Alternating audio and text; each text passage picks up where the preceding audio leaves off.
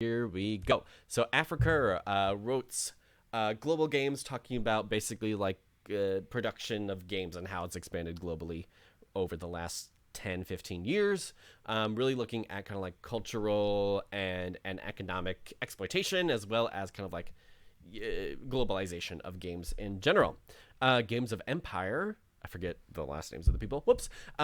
Basically talking about how like in new global empire, new economics, in which like these large corporations, multinational corporations, are kind of taking over and kind of becoming like states or having more power than states in their own rights. They talk about basically how like video games are really exemplifying kind of the new empires of economies. Now, video games identity and digital subjectivity talks about thinking through how video games can help us understand identity when it comes to online practices and online communities, and how games themselves can help us think through like how people work and interact playfully in good ways and in bad ways that can kind of take away and also give us positive benefits in life. Video games as culture talks basically about how like video games are like a new cultural form that are dominant again because like very playful, very interactive, which is very similar to how we do and think through and talk about work right now.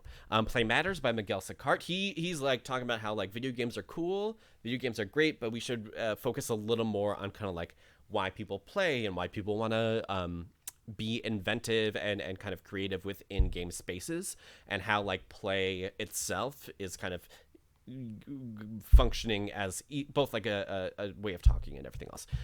Okay, so we also have Respawn, which is talking about how like hackers and like game cheaters and all that kind of stuff are another way of kind of thinking through new ways of like social activism or protest, kind of like hacking the systems that we're all a part of. We also have Coin Operated Americans, which is more of a historical look at the video game arcade and how a lot of the issues we're dealing with now with the video games, which include like racism, sexism, that kind of stuff, but then also like multinational corporations and you know, bad work and labor practices are all kind of connected to the video game arcade. We also have Atari Age, which is kind of a historical look at right after the arcade era in the United States. So talking specifically about kind of games moving into the home. So talking things about like the Atari, right, and all that stuff. He talks about the history there. Again, kind of linking it to some of the more modern concerns about video games. We also have metagaming, which is about practices with games. Basically, we're thinking like how are people playing with games, like, you know, streaming online and that kind of stuff, and how is that affecting how we think through and think of playing games. Bam. 258.86. I am so smart.